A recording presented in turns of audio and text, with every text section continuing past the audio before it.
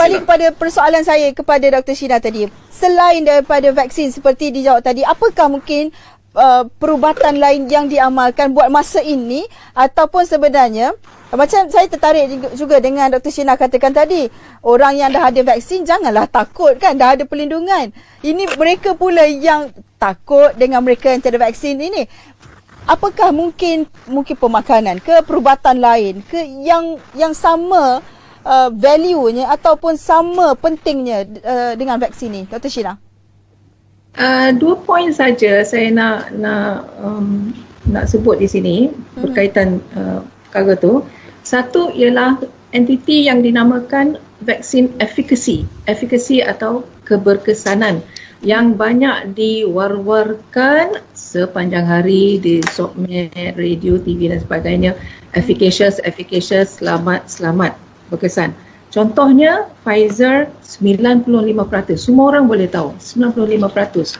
Okey, tetapi bila kalau sebagai saintis, jangan percaya cakap saya, tapi tolong buat bacaan sendiri, selidik sendiri, baca sendiri, tolong ya, tolong. Okey, ada dua perbezaan tau. Satu yang Pfizer tunjukkan kepada regulatory body FDA dan sebagainya ialah 95% tu ialah sebenarnya apa tau? RRR, okey? Relative Risk Reduction. Relative Risk Reduction adalah biasanya pendekatan itu ialah untuk penyelidik saja, untuk membuatkan comparison, okey.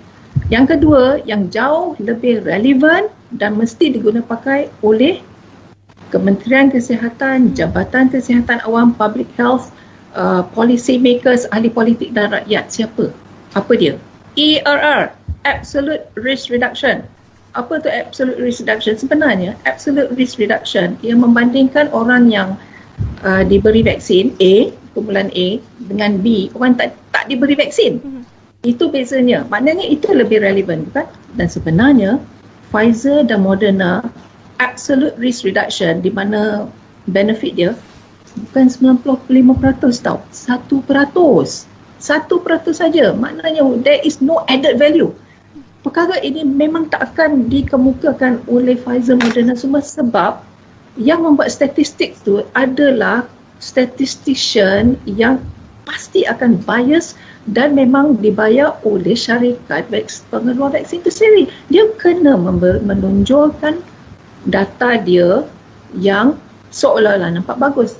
Tapi bila kita selidik semula, look at the raw data, please. You don't look at the relative risk reduction. Okay? You look at the absolute risk reduction and that is only 1%. So, yang kedua apa tadi? Yang kedua, rawatan. Okay. Orang yang mungkin bukan menolak vaksin tapi masing-masing ada sebabnya sendiri. Saya tidak boleh bercakap bagi pihak orang tak nak vaksin. Masing-masing ada sebab dia. Okey. Jadi kita akan bersandarkan pada number one, sistem imun yang kuat, ekosistem. Okay, it's not about the virus, it's about the terrain, it's about your personal ecosystem. So number one, look back at your own immune system. Apakah tahap sistem? Kuat ke tak kuat? Kalau tak kuat, lemah, betulkanlah hypertension, betulkanlah diabetes tu, cantikkanlah gula. Kalau gemuk, obese, betulkanlah obesity tu. Janganlah jatuh dalam kategori high risk nak masuk landing di ICU. Yang kedua, apa level vitamin D anda? Kalau tak tahu, pergi dekat klinik kesihatan yang dekat ke ataupun makmal, pasti mereka akan dapat check darah untuk vitamin D level. Jadi vitamin D level yang rendah ada associationnya dengan COVID yang berkomplikasi. Maknanya lepas tu ada ubat-ubat untuk rawatan awal COVID-19. Bukan satu saja jalan dalam dunia ni vaksin tidak. Bila COVID positif, sebelum nak landing dengan hypoxianya apanya, kategori 1, kategori 2, walaupun tidak ada dalam protokol manual KKM resmi, sebenarnya dalam sunnah pun semua penyakit ada rawatan. Jadi rawatan-rawatan yang telah terbukti pun di banyak negara di seluruh dunia ni ialah yang masih boleh saintis kita yang bijak pandai dekat Malaysia ni masih boleh terus buat penyelidikan. Jangan percaya saja saya je. vitamin C, vitamin D, zinc, semua nak kuatkan immune system. Apa lagi? Apa saja yang boleh kuatkan immune system anda? Apa lagi? Rawatan awal, ivermectin. Jangan nafikan perkara tu. Ivermectin, colchicine, doxycycline, azithromycin, monoclonal antibody. Okay? Banyak. Tetapi kementerian sekarang dalam protokol bulan November mungkin ada protokol terbaru, tahap 3 mungkin tak ada tahap 1 tak ada treatment, tahap 2 tak ada treatment, tahap 3 mungkin ada treatment, check oksigen, okey. Tahap 4, 5 lain dah nak diambang ICU, barulah ada this and that. Itu pun apa rawatannya? Rawatan yang merangkumi kos yang sangat tinggi, ubat yang RM3,000 satu treatment. Remdesivir contohnya masa dalam solidarity trial, itu semua sebenarnya ada konflik of interest politik di USA sebenarnya. Tak tahu kenapa kita buta tuli totally kita terus terima. Kita mesti ikut adaptasikan pada negara kita, please.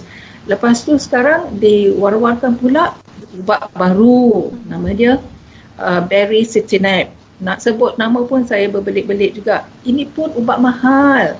Jadi kenapa pergi ubat mahal? Banyak ubat-ubat yang boleh dikategorikan sebagai apa? Repurpose drug.